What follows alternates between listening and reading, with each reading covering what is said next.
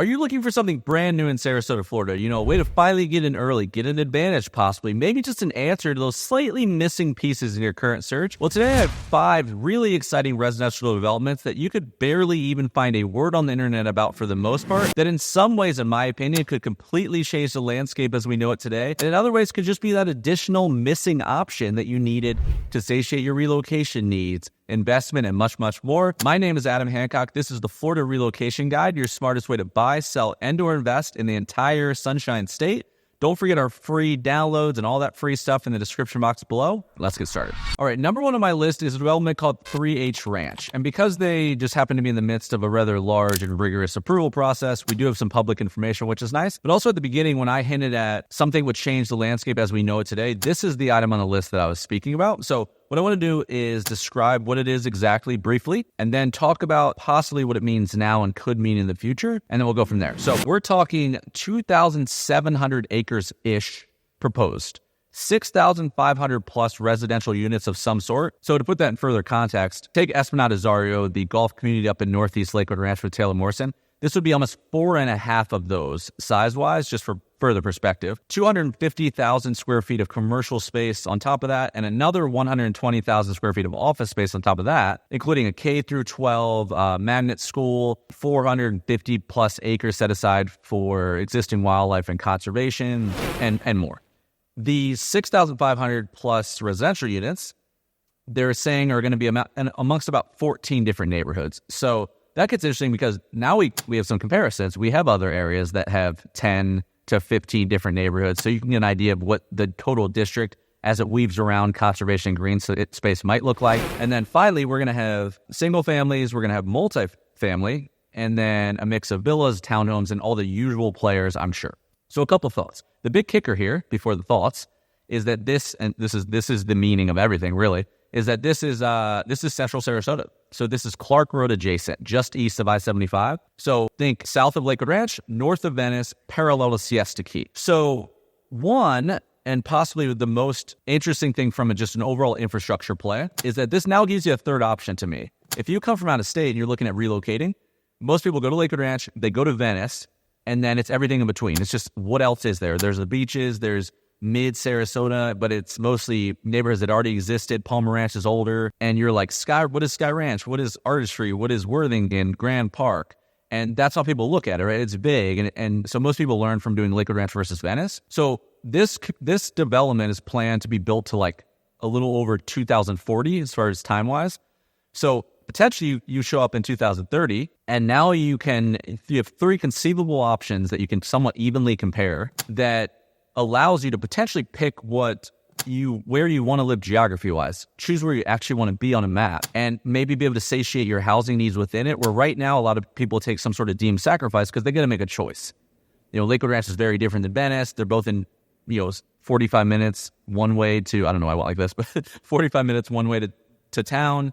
So you're kind of choosing like what's the best mousetrap, I guess. Well, if there's a middle option, then you could say like, all right, it covers the whole, everywhere on town. Where do I actually want to be without not getting my new construction home, without not getting my golf or my amenities or whatever it may be. So that's one. 2 is, I talked about this a couple of years ago with Sky Ranch, because you just see the writing on the wall of who owns the property behind that. If you're parallel to I-75, parallel to Siesta Key, you're behind I-75. All that land there before Myakka, like just the ownership of it, you're like, all right, this would make sense at some point if they could figure this out, that's going to be the next development. So when they were building Sky Ranch, I was talking about like the interesting thing here is that if everything's east of Sky Ranch, then wouldn't it make Sky Ranch way more valuable? Because, eventually in Sarasota, you keep going east and east and east. Same with like the Naples area. And everything that is important as far as like history is west, the beaches and downtown, etc. So further you get from the water doesn't typically help your property value for the most part. So if they build this whole community slightly behind Palmer Ranch as it existed already and slightly behind the interstate and the communities that are like new right now, then what does it do to the value of those in the future? So that's something that you can maybe act on now. Secondly, I was thinking about it more and I was like, they're building, right now we have stuff that's built along the interstate, and then we have stuff that's built way out east. Hampton Lakes, they're building the Myakka Golf Club. It's supposed to be like the bougiest golf club we have here besides the Oaks. There's another custom golf community coming. They're going east, right? But and they're embracing the country and the Myakka and the river and all that kind of stuff, right? And then in the middle, nothing's happening. Well, if they build something in the middle, I think people can now bridge in their mind of just like that Northeast Lakewood Ranch to Parish. You're like, once you're already up there, you're like, it's not, I'm already up here, so it's not that different with the Fort Hammer Bridge. I think this could be similar, right? Where right now, if you're living in the middle of Sarasota, you're like, that stuff's so far that it's not functional for my life. But if they build something in the middle and you're already kind of bleeding there in your mind, then can you now live in a neighborhood in 3H Ranch, be a member of that golf club, and not need to shove everything into a deeded golf community or a specific community because you couldn't figure it out separately? So anyway, just a thought. I think it affects both the communities west and east of it. Thirdly, this is a joint venture that's proposed that is half of the joint is Pat Neal, who owns Neal Communities and Neal Signature. Windward, if you're not familiar. Windward, the community in the Waterside District, Indigo and Lakewood Ranch, Canoe Creek out in Parish, Grand Park in southern Sarasota around this area, Grand Palm, Wisteria, Vincenza, Silo. These are all Neal communities, right? So they're all over the place. So he is a joint venture with an investment company to do this deal, right? So all that to say, the wordy way of saying, you're going to see probably all the same people. Which again, this is going to be a combination probably of a Waterside, a Playmore district in Wellen in the middle, right? We've seen proposals by Pulte Homes in here. We've seen Lennar put in applications. So it's the same guys, right? It's the same. These guys are everywhere. MI Homes, I'm sure you're going to see in here, potentially Mattamy, maybe David Weekly will come over. So you can kind of start to, if you've learned for the last couple of years, you can really start to use that to your advantage of where did you miss out in 2020 that you don't want to do that again? I think it's a similar conversation. So could be interesting to plan on if you're living something now and you want to move over there or your timeline just doesn't work right now. And then finally, it'll just be interesting to see how things are played as far as historical Sarasota. Because most of the pushback right now is coming from the southern Sarasota neighborhood. So around the Twin Lakes ballpark over there, that's where I grew up. And you have a community called Saranoa. And they basically, this is going right behind it. So not only are they trying to will these quiet residential 2-lane streets as the construction access roads, which you might need some of that stuff. But interesting to me of just one, will any of those neighborhoods hold this or at least draw out the timeline even more than they already are? And how will they figure out how to not completely plow through what people enjoy about a quiet, old school Sarasota vibe, which has its place, and then also embrace that, our area is lovely. It's very popular. They're trying to figure that out. So new development's needed. We can't just protect this for ourselves. Just a thought exercise. It would be interesting to see how they figure that out. But this one looks like it's full steam ahead, so we'll see. Okay, so you may have noticed my lovely new addition here. My regular microphone died, so I put in an interim option so we could continue on. And now I just have to keep my swing and my crazy mannerisms down to a minimum so I don't punch this thing over. But nonetheless, we continue. And now that we're beyond the 3H Ranch conversation, the rest of my list, the remaining 4, this is where information almost doesn't exist. But I did want to relay what I knew as quick as I could to you. As soon as I was comfortable saying it out loud, I wanted to tell you guys, and I feel good enough about these right now, where you can potentially get in early, take advantage of this opportunity, and sink into what could happen next. Number 2 on the list, a birdie told me recently that there appears to be an Esplanade branded community by Taylor Morrison coming to the Waterside District in Lower Lakewood Ranch. And this is especially interesting because I think this still to this day meets a real void that's not being met specifically. And I'm going to peel that back because it feels like this is just another community, but the more you look at it, it's not to me. 2 things that Esplanade by Taylor Morrison, which is just it's their flagship brand. They do multiple things too. They Park East and Cassia and these other brands, but this is their flagship. 2 things it does especially well for what it is to the greater area. One of those is amenities for the happy medium bang for your buck of what you pay for against the homes in the community, the total sprawl of the community. Unbelievable stuff. They have bars at the pool called the Bahama Bar with food service. They put in I think there's a 16,000 square foot restaurant at Esplanade Azario. The gyms, the spas, the little cafes, the pools, the zero entry, green space, the way you drive through the community, the way they landscape it, all that kind of stuff is not $1,000 a month. It's not a custom 2 million plus neighborhood. For the most part, these communities, depending on your floor plan, broad brush, $315 to about $450 a month. Because this one's going to be, I'm hearing it's a non-golf community, which, just space-wise or whatever. So it's going to be a non-golf. So on a social membership, to get all of those amenities is unique to me, because a lot of times that $350 to $400 a month HOA is sometimes communities with zero amenities, and a lot of times just normal amenities. There's no food service, there's no swim up bars, none of that kind of stuff. So I think just the mix of what that is like I said, it's a really good bang for your buck. The second thing, maybe most important as you get intricate in your home building search, if you're in this level builder, which is a mid-level builder, it's not super custom. It's not even as high-end as like a Neil Signature, Homes by Town, or a Toll Brothers. It's like, middle of the road, right? So you're comparing against Pulte and Neil and these kind of guys. What Taylor Morrison does on 2,100 square feet up, 2,100 to 5,000 square feet, the floor plans, perfect. Like it just orients it so well. Because what I see is that a lot of people go in, and if you have, it's hard with timing, but a couple of years ago, if you came in with like $850,000 to $1 million, and you're looking at like that prototypical empty, like maybe not empty nester, but like moving to Florida house, right? 3,100 square feet, 3 bedrooms, 2.5 baths, large den or a study, maybe 4 bedrooms, 3 baths, whatever. You're looking for that large patio, the whole thing's screened in, you got your travertine, you got your pool and spa. A lot of people do that floor plan great. Like you go across the board. Most regular builders build a nice floor plan like that. However, say you want to do 2,100 square feet, a smaller version, or you want to jump up and do 4,100, 3,800, like a 2-story on top of that nice 1-story plan. So 3,100, big house, and then you want to add 1,000 square feet, like game room or something upstairs. That's where it gets weird, especially if you go down. A lot of people, empty nesters, don't need the 3,000 square feet. They'd like to satiate that need a little smaller, and it falls off the shelf really hard depending on the builder you go to. A lot of people don't orient the 2,200 square feet-ish house well. To me, Taylor Morrison is not that case, right? I feel like, so like the other one, like a lot of them stack the rooms on top of each other, even if they're not on a narrow floor plan or narrow lot. They're boxy, weird, like closed off kitchens, like just odd, like the way the sliders orient the kitchen. It's just not what everybody's looking for. Everybody wants the same feel that they get from that open floor plan.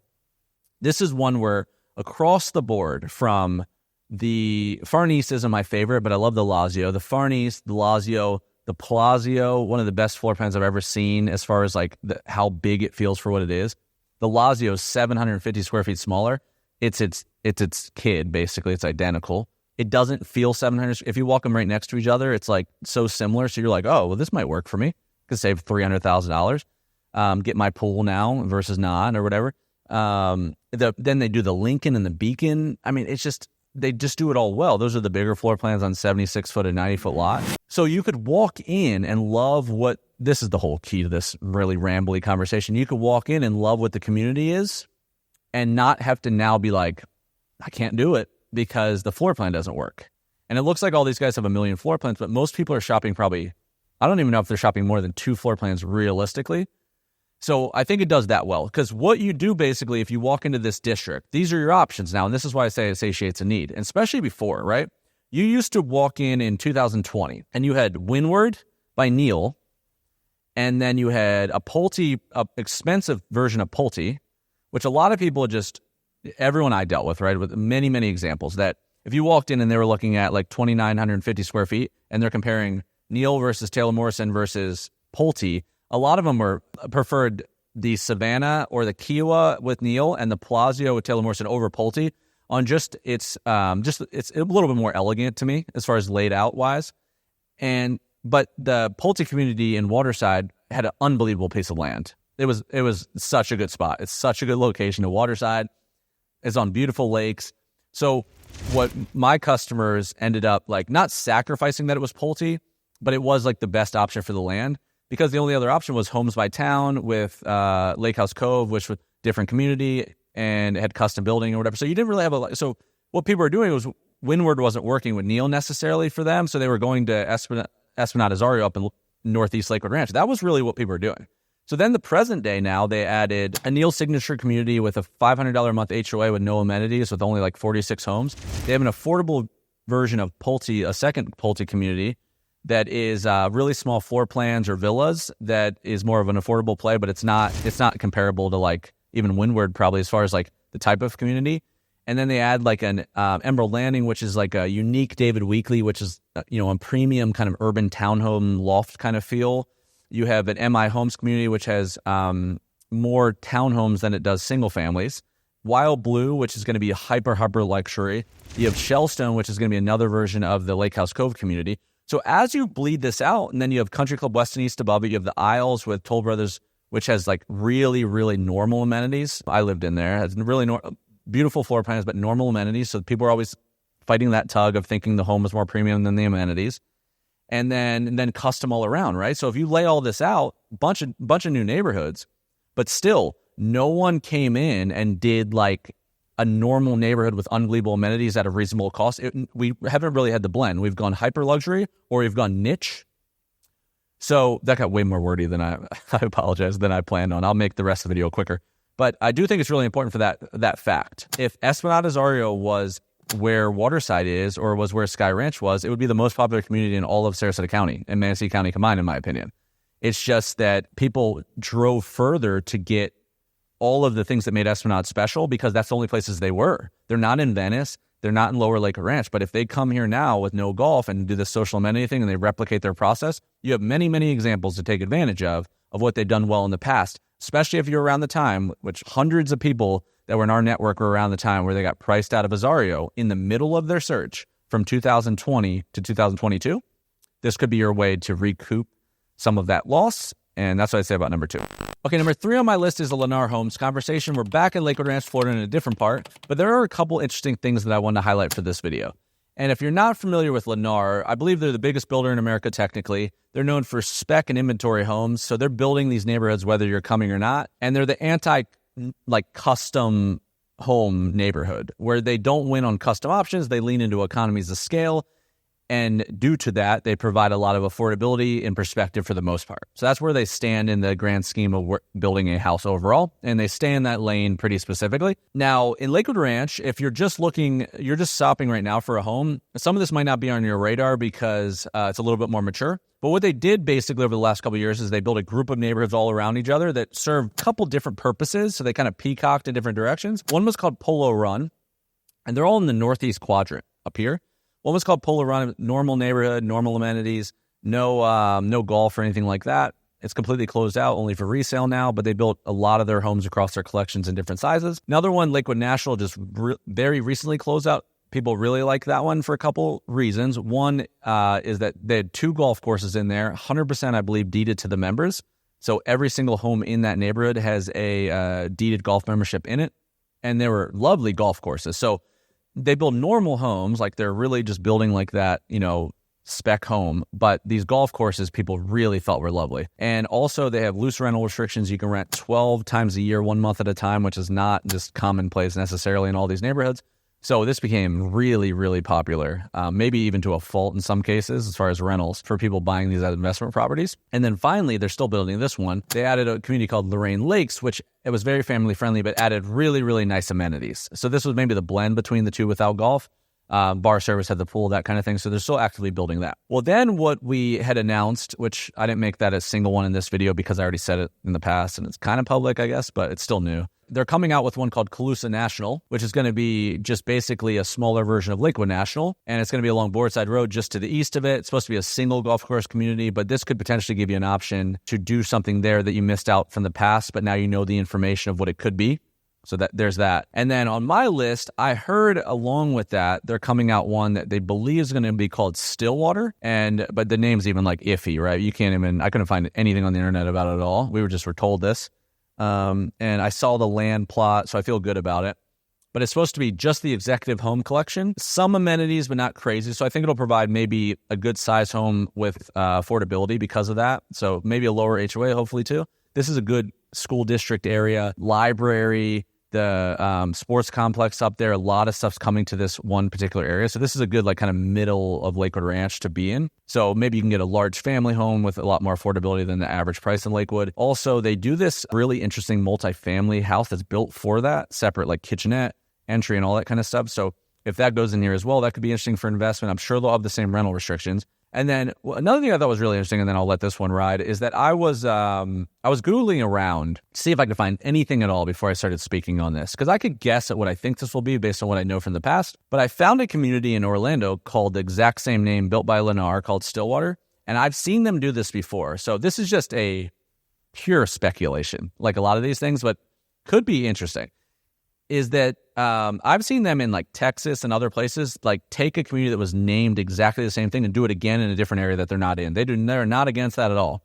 Kicker here is the community in Orlando is a 55 and up community. It's an active adult living community, and they have not done one of those in Lakewood Ranch yet. They did one up in Northeast Parish, but I've seen them do that all over the lower Tampa Bay area and like the Wamama, Ruskin area, and I've seen them do that up in like the Odessa and the San Antonio area, like some of these master plan, and they do a really good job with it. So if you're looking for a more affordable version of the Del Webb brands, like the new Del Webb's coming over there too, or Crestwind with Coulter, then this would meet a need of potentially they do really nice amenities in their golf and their amenity-ridden brands like this, like the 55 and up. They have a brand called Medley, but they did one in South Shore Bay for in Ruskin if you want to look that up.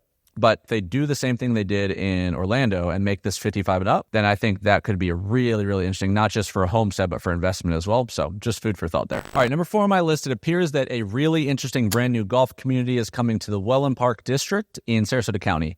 And Wellen Park is not only one of the most in vogue areas that exist right now in Southwest Florida, but really the state as a whole. It's coastal proximity mixed with new construction, laid-back old Florida feel historically, built its own downtown, somewhat affordability in perspective terms, really, really interesting stuff. I mentioned this community here on the list in a previous video when I was talking about 8 developments you might not have heard of, I believe, on this channel. But now I heard from 2 really good sources very recently that it appears that the plan is no longer speculation. It appears it was approved and it's full steam ahead. Don't know exact timelines yet, but this is Esplanade, name pending, but Esplanade at Myakka Pines. Now, there's a couple interesting things. One, I beat up the Esplanade conversation on number 2 on the list, so I'm not going to do that. But if you want food for thought on golf and Esplanade, 2 examples in the town so far. Esplanade Azario up in Lakewood Ranch. That's a good example to look at as a perspective. The one that was built before Azario existed is called Esplanade Golf and Country Club. It's right next door to it. So those give you a good idea of like what these typically look like, and you can check out the amenities, the floor plans, etc. This one is going to be planned for 880 homes, it looks like. Now, the thing about 880 homes, that typically is about the amount of homes that exist on the golf side of the golf memberships that are deeded in a community. So for instance, if 1,500 homes exist in the community and 880 on the golf membership, they get golf and social deeded into the home, higher HOA, maybe they're paying $650, $700 a month, and they just pay for cart fees basically. Well, the rest of the homes that exist in that community are on just the social membership, enjoy all the amenities, maybe some golf access, but just differently. Well, if the entire community is 800 homes, then potentially what I'm guessing, one, is that maybe the entire community is deeded into golf, which could be interesting there. So we'll see how that shakes out. The other thing is that Myakka Pines is a golf community that already existed. So that golf course is not brand new. So what I think, so this is going to be one part of what's the current infrastructure. So what potentially could happen there is what happened with Boca Royale. Boca Royale has gone with like, that's part of Wellen Park too, but it's, it's in the Englewood side by Minnesota Key. They basically went through this like golf community was older, they're building new homes, and they renovated the golf club and stuff like that. So when this all shakes out, if they bring Myakka Pines back, they figure out like, is it going to be fully deeded? Is there going to be any public access at any point of the year? They figure out how to bring the rest of the community up to scale with like what a new community would add to it, and they get some mix in there. Then this one could be one where you could really gain an advantage, because I think people are going to have trouble figuring that out. Because if you talk to like, and I was asking some buddies that golf a lot what they thought of Myakka Pines that are from Sarasota, and everybody's like, it's like when people would talk about Northport if you're from here, like there's no vision there because it's already existed, and what it was in the past, like no one was really like super into it. It's just this really like desolate down south community. And that brings me to my final point. But if you look at the way Wellen Park exists, right? Well, Wellen Park Golf and Country Club is literally like touches this community. So that's where this appears really far south in historical terms, but where Wellen Park's Playmore District is going, it is in this area. It's very, very far south. It's not central Venice. It's very far south Venice. So now when you go down there to this new sexy Playmore District that everybody really is seeking, that's when people think of Wellen. They're not thinking of like the West Villages District for the most part anymore. They're thinking of just this 1, 7, 8, 9 neighborhood area with the downtown right by it. Super golf cart friendly. Spring training baseball there, the Tiki Bar open all year round, that area. Well, now you could go down there in a year or two, and you're going to be able to shop Sarasota National, which was already built, against Wellen Park Golf and Country Club, so Lennar. So you got a lot of affordability there. And then you can shop that against Esplanade's golf community, against Boca Royale, which would be a lot of Neil communities. So it'll give you a really nice variety spread there that basically doesn't make you have to get a spec home just because you want deeded golf, but doesn't have to go. You don't have to go full custom either. You don't have to be in Englewood if you want to be closer to the downtown. So I think, again, this is another example of where the variety of the different options will make all the options maybe better individually, because now people can put them in a box somewhere. So that's my number 4, and let's do one more real quick. Okay, the 5th and final one on today's list is real in hearsay land, but I've heard there is a community, potentially is going to be called Palmyra. I don't know if that's an I or a Y technically, that is also going into the Wellen Park district. And this is kind of where I see this one. And I'll try to show on a map here while I'm describing it. But so basically the Playmore district, right? The closest to the water of the Playmore district technically on the map is Wellen Park Golf and Country Club, like here. And then you have Sunstone with Mattamy, with Syria, with Neil right here. Solstice above that, right? Like that original regime that was built right here. Well, to the left of that, if you look on a map, there's land and there's multiple bodies of water. They're like small bodies of water, but multiple. They actually get you closer to the west, like parallel to Minnesota Key, Englewood Boulevard there. I've heard that Palmyra is going to be a new community that, I don't know any timeline or anything like that, but the idea is that it's going to be 3 builders that mix into the community. Really nice amenities, water lots, and that whole thing. So where I see that being, this is more of just another community. There's not crazy sex appeal there. But if you look at what's in the Playmore district of Wellen right now that all wants to live that similar lifestyle, what this would be most similar to me is if you look at what Everly is with the like custom builder neighborhood of like really nice amenities, custom builder water lots, I think this potentially could be a more affordable version of that, because that's going after like a custom premium level. So you got Brightmoor that does a 55 and up. Grand Place is like a really homegrown family small custom builder vibe, but amenities aren't like their forefront. Sunstone is normal Mattamy. Wisteria is like a very no frills Neil. Solstice is normal Toll. And then Wellen Park Golf and Country Club is Lennar Golf. So it's just a different bird. Well, if this new one comes in and it's basically not custom builders, then it could offer that nice mixed builder, which gives you a lot of texture to a neighborhood where not every home looks the same, gives you 3 different options to pick from amongst the different amenities without needing to be at like a $2 million price point necessarily. I've heard other rumblings, and if you look at what the community already is, I'm guessing what you could potentially have, this is just shooting in the dark, but I've heard David Weekley's coming down there at some point. So I'm wondering if maybe David Weekley plays in this. They combine with builders all the time in communities. Like they've done that in Vistera, up in Venice or whatever. They do that all the time. So maybe David Weekley comes in here, which gives you like a lot of people really like them. They're like kind of like a Neil or a Taylor Morrison level to me. Mattamy is the master developer of the Playmore district. So maybe Mattamy jumps back in here. They built Brightmoor, they built Sunstone, and they built Renaissance in the West Villages district.